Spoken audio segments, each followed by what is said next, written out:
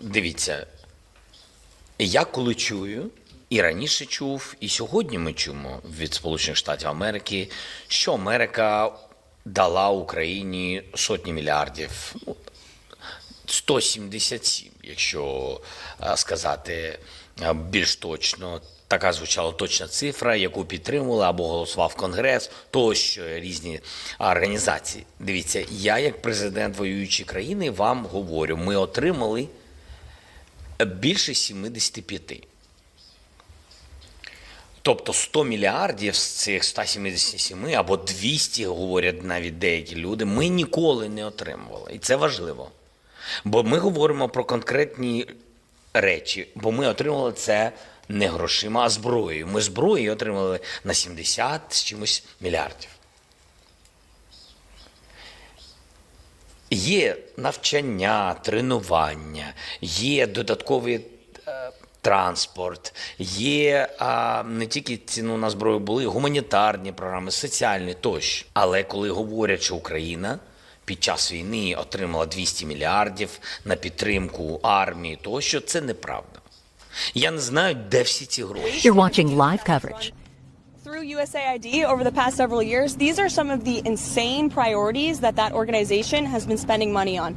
$1.5 million to advance DEI in Serbia's workplaces, $70,000 for a production of a DEI musical in Ireland, $47,000 for a transgender opera in Colombia, $32,000 for a transgender comic book in Peru. I don't know about you, but as an American taxpayer, I don't want my dollars going towards this crap, and I know the American people don't either, and that's exactly what Elon Musk has been tasked by President Trump to do, to get the fraud, waste, and abuse out of our federal government. Thank you, guys. Viewers and the public audience, but it was important to the folks in the media to understand why, say, Hennepin County, which is our biggest county in Minnesota. Oh my goodness, the amount of relief to finally get what you voted for. Oh my goodness. Like I've been saying, like I cannot wait to open up my social media apps and whatnot and see all of the crazy goodness that is coming from the Trump administration. I mean, you talking about the level of exposure. This is what transparency is. Every other candidate who claims to be for transparency, no, their transparency is muddy water. All right. You had Biden talk about transparency during his presidential run and throughout his presidency, but look at all of this muck that Trump has uncovered. We're over here getting taxed out the wazoo and have no idea where our money is going. You have Zelensky admitting, now again, he's been constantly receiving taxpayer dollars for Ukraine for the past 4 years, all right? And he comes out and he just admits that 58% of America's dollars are missing. Like they've received $177 billion in aid, but they have only actually received 75 billion. No one knows at this moment anyway where that money is gone. And then and it's like they keep sending, or they kept sending money to Ukraine. And it's like, why, when you just wrote them a check last week? And our Americans, we saw it firsthand with North Carolina during Helene. Instead of them receiving aid, like true financial assistance, true aid, because they did not get anything past what was it, $500, $700, whatever that pocket change was that the Biden administration gave them. These people lost their homes, their families, their lives, all of that, and that's all they get. But then during that same time of tragedy, Biden turns around and throws more money to Zelensky. And here we are coming about, it's been about 5-6 months or so since Helene, and we're seeing here how all of our monies, not how I wanted to say it, but as just, it's not even making it. And then you have this about all this, it's just wasteful. I'm so glad that we have DOGE. I'm so glad that we finally have an administration who is going in there, digging deep, and pulling out all of these buried secrets. I mean, DOGE just keeps discovering more and more wasteful spending. And I'm like right here, the DOGE team discovered, among other things, that payments approval officers at the Treasury were instructed always to approve payments, even to known fraudulent or terrorist groups. What? They literally never denied a payment in their entire career. Not even once. Our money is just, we are over here literally being worked as slaves. The only difference is we get to choose our careers. But we're over here, and we get to keep some of the money. But we're over here working hard. And I'm not talking about you all on food stamps. Y'all already came out and showed y'all tails. Y'all showed the world that y'all were actually able-bodied. All the videos I saw, I don't know about y'all, but all the videos I saw of the ones coming out here and boohoo whining and crying about Trump, which was a lie, talking about Trump was going to cut off their SNAP and WIC and all of that stuff. The videos that I saw were they were more than capable of working.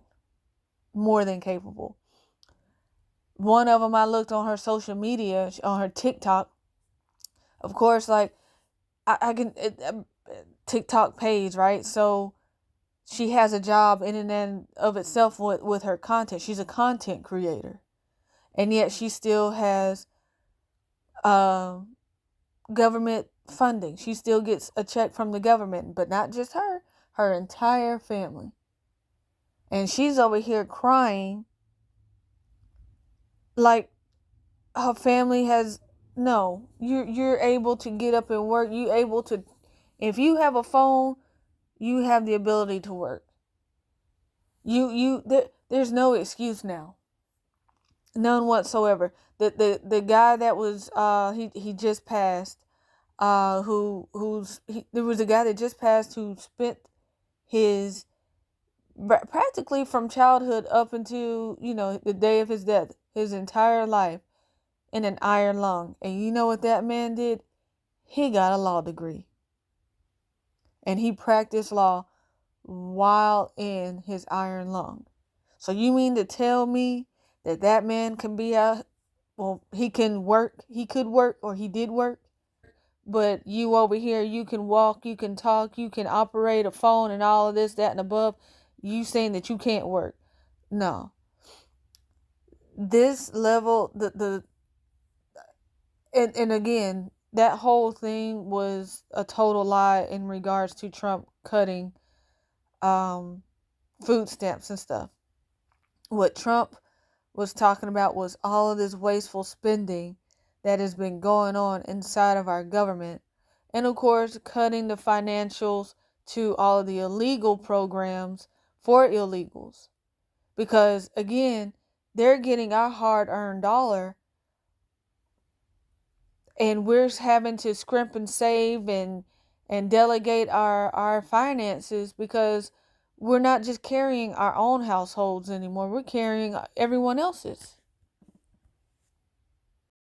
In the last 22 years, the Department of Treasury has denied 0 requests for payment. You understand how insane that is? That in more than 2 decades, anytime a government official or a bureaucrat wanted the Treasury to pay for something, 100% of the time, they paid. Now, we didn't know any of this until DOGE took a look. And while they were investigating, they obviously wanted to interview and get the records from the highest ranking official. And the highest ranking official at the Department of the Treasury was a man named David Lebrick. And instead of doing the interview and providing the records, this dude resigned. He literally gave up his chance at a government pension just so he didn't have to answer any questions from DOGE. Now, what were some of these approved payments that they were going to ask him about? Well, one of the first ones they were going to ask him about is why the Pentagon spends $600 million a year on sushi. And that's not even in like the top 50 of worst expenditures. Did you know that the IRS is spending $230,000